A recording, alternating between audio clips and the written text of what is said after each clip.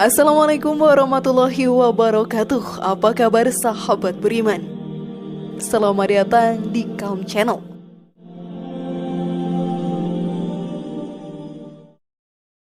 Islam adalah agama yang sempurna, yang tidak hanya mengajarkan kita bagaimana beribadah kepada Allah saja, tetapi juga bagaimana menjalin hubungan baik antara sesama manusia.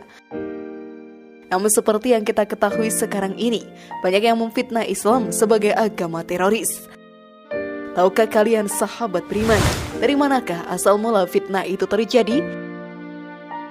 Dan bagaimana penjelasan para ulama mengenai hal ini? Tonton video ini hingga akhir ya, agar pemahaman kalian utuh dan tidak tersesat. Berikut ini simak awal mula umat Islam difitnah sebagai teroris versi dari Calm Channel.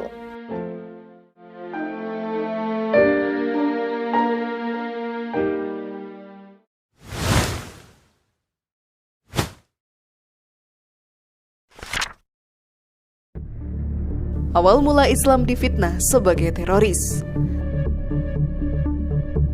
Seperti yang kita ketahui, bahwa dalam ajaran Islam selalu mengajarkan tentang kebaikan, budi pekerti, bagaimana menjalin hubungan baik sesama manusia, dan hubungan baik dengan Allah Ta'ala.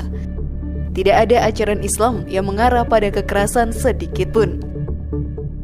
Sampai akhirnya banyak tudingan yang mengarah bahwa Islam adalah agama teroris. Mengapa bisa demikian?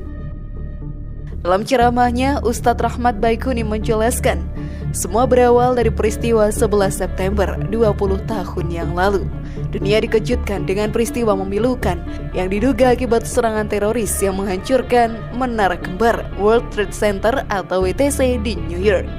Tragedi yang dikenal sebagai 9/11 itu menewaskan ribuan orang dan menjadi teror terburuk dalam sejarah Amerika, yang kemudian menuduh jaringan Al-Qaeda sebagai dalang dari kejadian tersebut.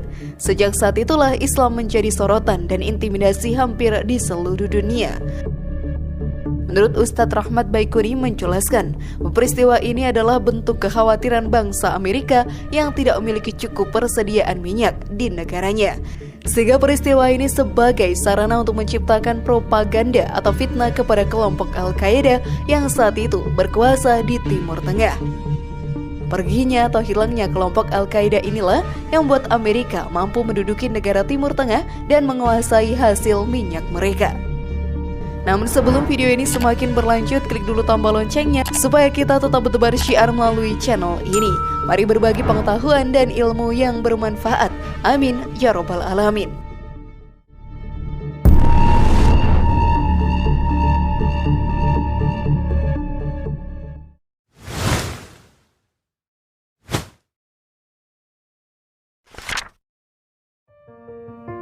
Indahnya Islam.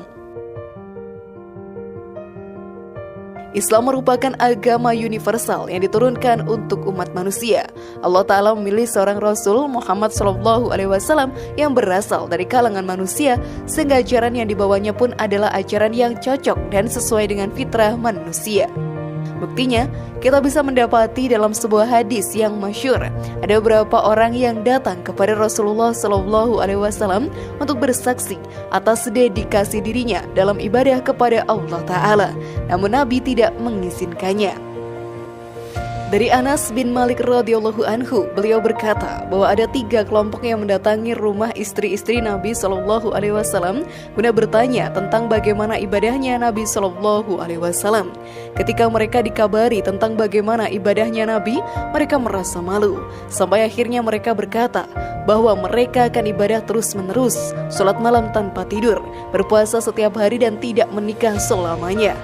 Sampai akhirnya Rasulullah SAW datang lalu berkata, "Wahai kalian yang berkata ini dan itu, ketahuilah bahwa aku adalah orang yang paling takwa di antara kalian. Akan tetapi setakwa-takwanya aku kalau malam salat juga tidur. Kalau siang aku puasa tapi juga kadang berbuka, dan aku menikahi wanita. Siapa yang menolak sunahku maka ia bukan dari golonganku." Muttafaqun alaih. Dari hadis tersebut cukup menjadi bukti bahwa syariat Islam tidak akan mengeluarkan kita, para manusia, dari sisi kemanusiaannya, dan tak ada paksaan pula.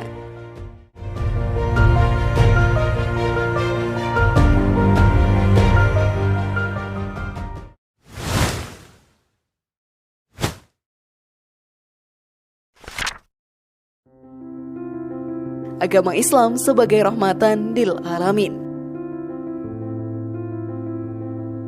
Kita tentu sering mendengar bahwasanya ajaran agama Islam kerap disebut sebagai rahmatan lil alamin. Namun sudahkah kamu tahu apa kandungan makna dari sebutan tersebut? Dilansir dari isi kitab suci Al-Quran, kata rahmatan lil alamin sendiri dapat kita jumpai dalam surat Al-Anbiya ayat 107. Dalam ayat tersebut, rahmatan lil alamin dapat diartikan sebagai rahmat bagi seluruh alam. Hal ini mencerminkan bahwa ajaran agama Islam yang didakwahkan oleh Nabi Muhammad merupakan hal yang dapat membawa kedamaian, ketenangan, dan keamanan bagi seluruh hal yang ada di alam semesta. Selain itu, berdasarkan sumber hukum Al-Quran dan hadis tadi, maka bisa kita maknai bahwasanya Islam merupakan ajaran yang dapat membawa kedamaian dan ketenangan bagi setiap umat manusia secara universal. Oleh sebab itu, sebagai pemeluk agama Islam, kita pun diwajibkan untuk mengamalkan ajaran agama dengan baik untuk dapat menciptakan kondisi damai untuk seluruh alam sebagaimana sebutannya sebagai rahmatan lil alamin. Rasulullah bersabda, seorang muslim itu adalah orang-orangnya manusia lainnya merasa aman, kejahatan lisan dan tangannya, dan orang mukmin adalah orang yang manusia lainnya merasa aman atas darah atau jiwa dan harta mereka. Hadis riwayat An-Nasa'i.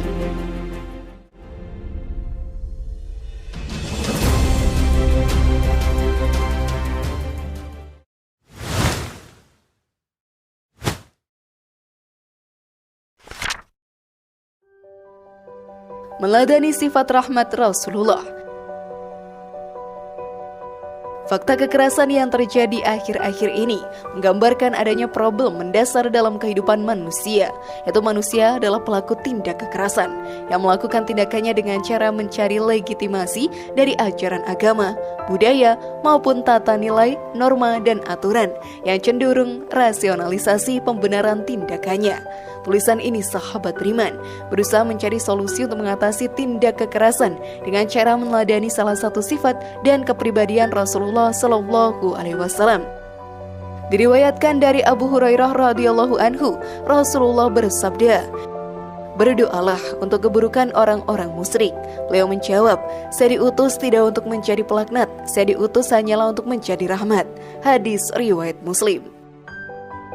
Dalam hadis tersebut, Rasulullah Shallallahu Alaihi Wasallam telah menegaskan bahwa kerasulannya sebagai rahmat, bukan sebagai laknat. Rasul diutus hanya untuk menebarkan rahmat yang akan mewujudkan kenikmatan dan kebahagiaan di dunia dan akhirat. Kepribadian Muhammad Shallallahu Alaihi Wasallam sebagai Nabi dan Rasul Allah yang terakhir, baik itu ucapan, perbuatan, sikap, dan seluruh totalitas beliau adalah rahmat.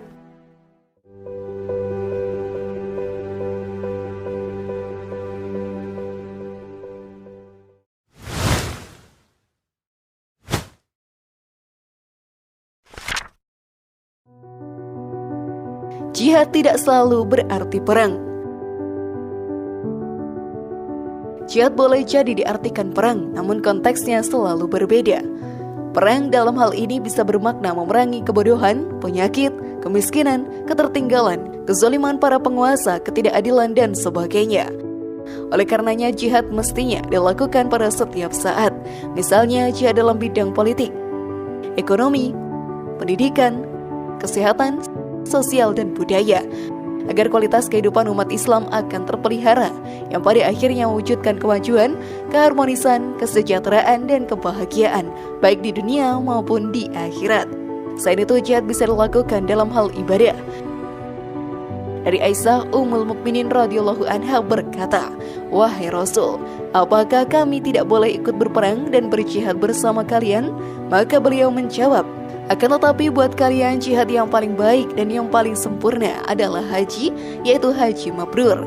Maka Aisyah radhiyallahu anha berkata, "Maka aku tidak pernah meninggalkan haji sejak aku mendengar keterangan ini dari Rasul sallallahu alaihi wasallam." Hadis riwayat Al-Bukhari. Contoh lain dalam hal jihad yaitu jihad menuntut ilmu, melawan hawa nafsu, dan berbakti kepada kedua orang tua. Jika keduanya masih hidup, maka itu merupakan ladang amalnya untuk berbakti kepadanya. Jadikan mereka berdua sebagai raja, agar rezeki kita juga seperti rezeki raja. Jangan jadikan kedua orang tuamu sebagai pembantu, maka rezeki kita juga akan seperti rezeki pembantu. Dengan berbakti kepada keduanya, diharapkan rahmat Allah Ta'ala akan turun kepada kita. Perhatikanlah kehidupannya sebagaimana mereka telah memperhatikan kita di masa kecil dulu. Wallahu a'lam bishawab.